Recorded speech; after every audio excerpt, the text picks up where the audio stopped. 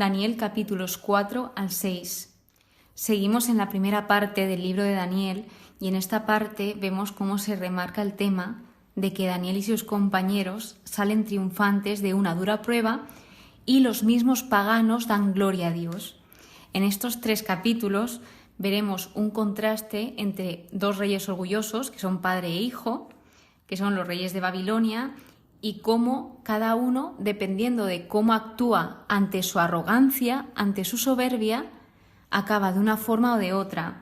Y también veremos un capítulo que es muy paralelo al capítulo 3 visto en el anterior episodio, que habla sobre el foso de los leones, pero esta vez con Daniel. Además, hay algo muy interesante y es que conforme se va leyendo Daniel, hay capítulos muy específicos, como este último, que tienen muchísima relación con Jesucristo. Pero vamos por partes. Primero habla del sueño y la locura de Nabucodonosor, que aquí el rey de Babilonia se dirige a toda la tierra después de ver lo que había sucedido con estos 3 amigos de Daniel que habían sido salvados de ese foso de los leones, y se dirige hacia toda la tierra, primero proclamando la paz y además con el propósito de dar a conocer los signos y prodigios que el Dios Altísimo había hecho con él mismo, con el mismo rey de Babilonia. De modo que Nabucodonosor cuenta su sueño y dice que Daniel fue el único que supo interpretar el sueño. Ni los adivinos, ni los magos, ni los hechiceros pudieron hacer nada porque no sabían cómo interpretar ese sueño ni los anteriores. ¿Qué es lo que Nabucodonosor ve en este sueño? Ve un árbol de gran altura que está en el centro de la tierra y Daniel le dice que este árbol tan grande es él, es Nabucodonosor. Luego ve un vigilante santo que baja del cielo con una decisión que el Altísimo ha tomado. Esa decisión es que se destruya ese árbol, pero que se deje el tocón con sus raíces, es decir, que no se destruya totalmente ese árbol, sino que simplemente se corte. Y esto de conservar el tocón y sus raíces simboliza que el reino se le devolverá al reconocer a Dios, porque la decisión de destruir ese árbol, de cortarlo, significaba que Nabucodonosor iba a ser apartado de los hombres con las bestias del campo, y esto iba a suceder durante 7 años hasta que reconociese que el Altísimo es el dueño de los reinos humanos y que se los da a quien quiere, porque Nabucodonosor llegó a un punto en que él se exaltaba a sí mismo, llegó a un punto en que llegó a considerarse un dios, de que todos lo alabasen, llegó a ser una persona muy arrogante, que es lo que luego también sucede con su hijo.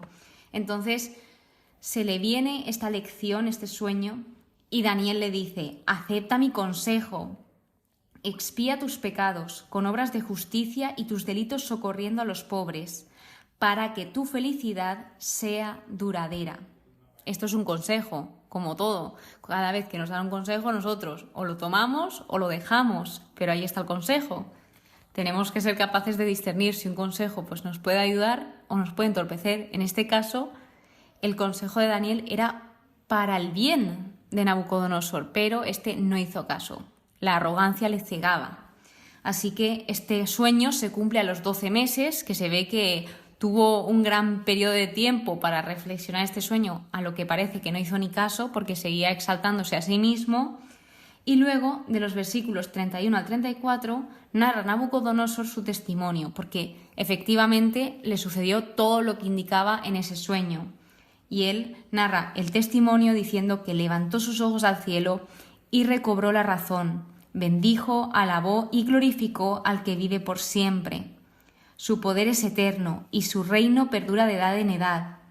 Es decir, que se dio cuenta y reconoció a Dios y vio que todo lo que él hacía era verdad, que todos sus caminos eran justos y que él puede humillar a los que actúan con soberbia, porque a Dios no le gustan las personas que son soberbias. Él lo que quiere son personas humildes, personas sencillas. Sin embargo, a pesar de que el rey de Babilonia fuese un soberbio, él se supo humillar. Entonces, gracias a eso, se le devolvió todo lo que tenía. Seguido del testimonio de Nabucodonosor, habla sobre el festín de Baltasar, que Baltasar es el hijo de Nabucodonosor, el que ocupó su trono. Entonces aquí lo que narra es que él utilizó todos esos utensilios que habían robado del templo de Jerusalén para burlarse, para beber, para emborracharse, etc. Entonces llega un punto en que aparecen unos dedos de mano humana que se ponen a escribir frente a un candelabro y el rey ve esto que estaba sucediendo, que había una mano escribiendo. Entonces, obviamente, palideció, se turbó y se le aflojaron las articulaciones. El rey entra en angustia, no sabe qué hacer, necesita una explicación de esto que acaba de ver y de repente la reina va y lo calma hablándole de Daniel. Y lo llama Daniel, no lo llama Baltasar, porque Daniel también fue apodado por otro nombre por el jefe de los eunucos de Babilonia, sino que lo llama por su verdadero nombre, por Daniel. Aquí se ve ese respeto que tenía ella por Daniel. Y se habla de Daniel como alguien con un don extraordinario, alguien que demostró luz, inteligencia y sabiduría semejante a la de los dioses. Y luego también alguien capaz de descifrar enigmas y de resolver problemas. Ojo ahí. Haciendo un parón en este punto, en el estudio indicaba esto: cuando todo parecía bien, cuando la fiesta sigue sin parar, Dios y sus siervos son burlados, descuidados y escondidos, que esto es lo que se dedicaban a hacer los caldeos, se dedicaban a burlarse, a reírse, sobre todo en este episodio. Así que se dieron cuenta que cuando la mano del cielo escribe un mensaje serio, ellos, tomados por el miedo, claman por aquel que tenía el Espíritu de Dios, es decir, de aquel y de aquellos de los que se burlaban, luego los necesita. Y esto sigue pasando hoy en día. Hoy en día muchas personas se burlan de los cristianos, de los católicos, pero luego cuando se encuentran en un momento muy duro, muy tenso o muy complicado, son los primeros que acuden a ellos. Entonces se ve como la historia se sigue repitiendo. Y no pasa nada, hay que seguir orando y rezando por ellos, y cada uno pues tiene su proceso y su forma de convertirse al Señor y de acercarse a Él. Dicho esto, lo siguiente que se ve es esa gran humildad que tiene Daniel, y es que a pesar de que el rey le empezó a prometer regalos y millones de cosas, él le dijo: igualmente, aunque tú no me entregases todo esto, tú hubiese interpretado el sueño.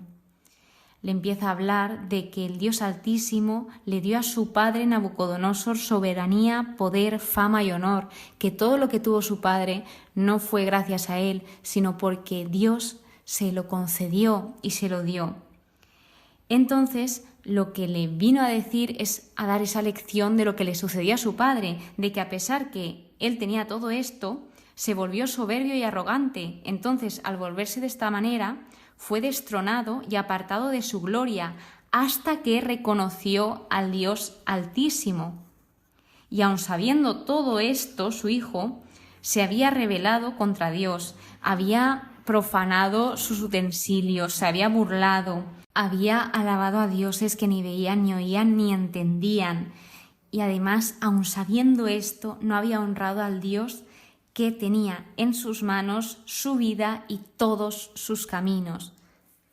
Así que, después de contarle todo esto, ya es donde viene a contarle la explicación de lo que había sucedido. Lo que había escrito eran 3 palabras que son Mené, Tekel y Perés. Mené significa maná, que significa medir. Y esto se refería a que Dios había contado los días de su reinado y les había puesto fin. Tekel significa pesar, significando que había sido pesado en la balanza y le faltaba peso. Todo esto referido a Baltasar, al rey de Babilonia actual. Por último, Perés significa dividir, y aquí se refería a que el reino de Baltasar se había dividido y había sido entregado a los medos y a los persas. Una vez entendido esto por Baltasar, o por lo menos interpretado lo que había sucedido, Baltasar lo proclama a Daniel tercer mandatario del reino, y esa misma noche fue asesinado Baltasar, el rey de los caldeos, es decir, que la palabra se cumplió, todo aquello que había sucedido se había cumplido, y la palabra de Dios vemos que siempre es confiable y verdadera. Esto es uno de los mensajes que viene a transmitir este capítulo. El capítulo 6 es un capítulo bastante importante, bastante destacado, porque este se puede relacionar mucho con lo que sucedió con Jesús. Daniel en el foso de los leones. Y este es un capítulo clave también porque es muy pero que muy famoso. De Daniel, antes de leer este libro, no sabía nada. Lo único que había oído es la historia de Daniel en el foso de los leones y la historia de sus amigos en el foso de los leones, que pensaba que era una, pero se ve que son paralelas. Entonces, aquí empieza con la envidia de los sátrapas, que los sátrapas eran como los protectores del reino, eran oficiales públicos de la antigua Persia. Así que el que se encontraba ahora mismo reinando era Darío el Medo, que este tenía 62 años y se apodera del reino después de suceder lo que había sucedido.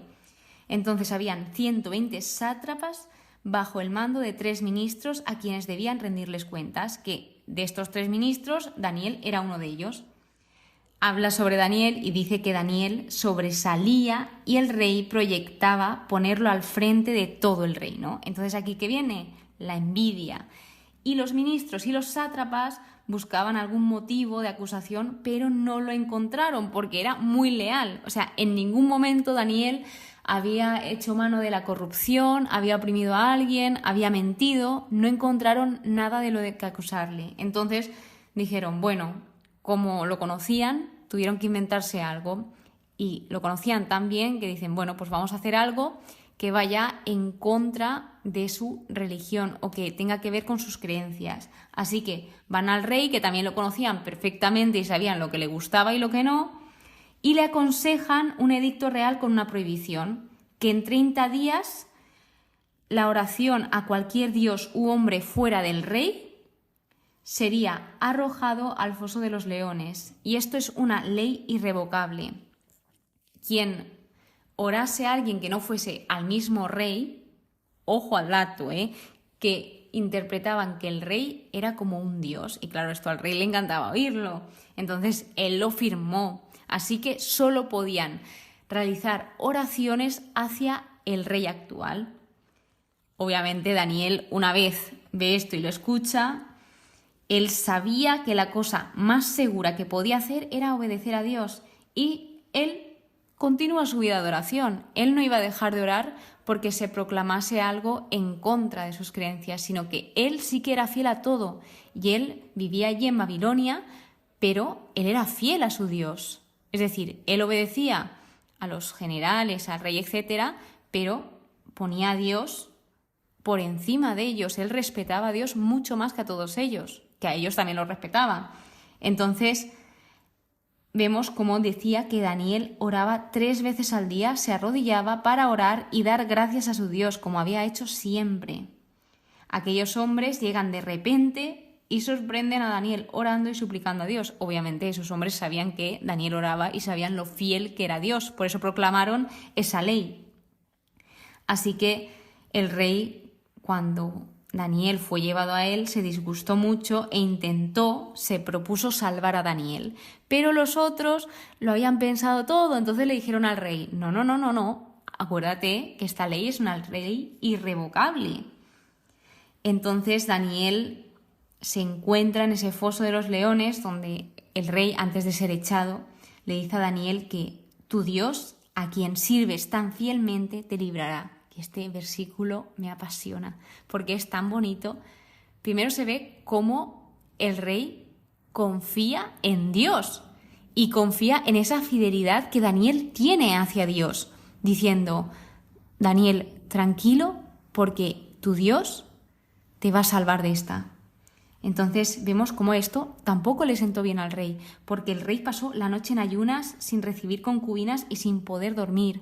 Entonces, una vez pasada la noche, muy de mañana, fue corriendo al foso de los leones y le dice, Daniel, siervo del Dios vivo, ¿ha podido tu Dios, a quien sirves tan fielmente, librarte de los leones? Efectivamente, Daniel había sido librado de los leones y le contesta, viva el rey por siempre, mi Dios ha enviado a su ángel. No había ningún rasguño en Daniel porque había confiado en su Dios. Luego, todos los acusadores de Daniel y sus familiares fueron echados al foso. Y aquí algo que me pregunté es, ¿por qué también los familiares iban al foso? Y no solo los culpables, los que habían acusado a Daniel y los que se habían inventado cosas, todo por mera envidia. Porque la envidia es muy mala, es horrible y destroza muchas vidas y hace mucho daño. Entonces, claro, viene este juicio, pero esto de sus familias, me di cuenta en el estudio que en sus leyes, a cuenta de la culpa de uno, toda la familia perecía. Este versículo donde se dice que se hace justicia con esos acusadores de Daniel, hablan y lo relacionan con lo que sucedió con Jesucristo, que Jesucristo fue culpado sin tener culpa. Entonces aquí habla de que esto estaba ilustrando el poder de la cruz, pero al revés. Los culpables fueron castigados en el lugar del inocente. ¿Y por qué al revés? Porque el poder de la cruz fue literalmente al revés de lo que sucedió aquí, que el inocente fue castigado en el lugar de los culpables. Además, también ilustra un principio de guerra espiritual. Dios causará que nuestro enemigo caiga en la misma trampa puesta para nosotros. Otro de los puntos claves que se ve aquí es que cuando permanecemos firmes en convicciones piadosas y honramos a Dios, aun cuando cuesta algo, otros verán el testimonio y estarán impresionados, como sucedió con el rey Darío, que tras suceder todo esto y ser testigo de lo que sucedió con Daniel, habla y se dirige a toda la tierra, primero, como hizo Nabucodonosor, proclamándoles paz, que su paz aumente, y diciéndoles que respeten, que teman al Dios de Daniel, porque Él es el Dios vivo, que subsiste por siempre. Su reino no será destruido, su imperio durará hasta el fin. Es decir, hasta los mismos paganos dan gloria a Dios. Y vemos esto en la figura de Nabucodonosor, vemos esto en la figura del rey Darío. Y vemos cómo después de suceder todo esto, Daniel prosperó. Por último, quiero leeros un poco más de lo que ponía en el estudio para finalizar, y es que en esta relación que hay con este capítulo 6 de Daniel y Jesucristo, debemos considerar esto. Un hombre sin culpa, fiel a Dios en todos sus caminos, un hombre destacado por la oración, fue enviado a la muerte por los celos de quienes querían evitar su exaltación. Fue condenado a muerte por la conspiración de sus enemigos y la ley del país, y lo arrojaron a una habitación de piedra destinada a ser su tumba. Se hizo rodar una piedra sobre la abertura, pero con todo su poder y ferocidad la muerte no podía tocarlo. Una mañana, que se quitó la piedra, salió victorioso, glorificó a Dios, los paganos honraron a Dios y sus enemigos fueron juzgados. Ahí vemos esa gran relación que hay entre esta historia y la historia del Mesías. Y con todo esto vemos ese punto principal de confianza en Dios. Vemos cómo también incluso los paganos son testigos de esas grandes obras que Dios realiza. Y además vemos cómo la envidia, la soberbia, el orgullo no es nada bueno y no hace bien a nadie, ni a quien lo lleva dentro. Y puede perjudicar a muchas personas. Así que, pues ojalá todos recemos por estas personas y los llevemos en nuestras oraciones porque realmente lo necesitan. Muchísimas gracias por estar aquí, muchísimas gracias por escucharme. Espero que pases muy, pero que muy buen día y que Dios te bendiga.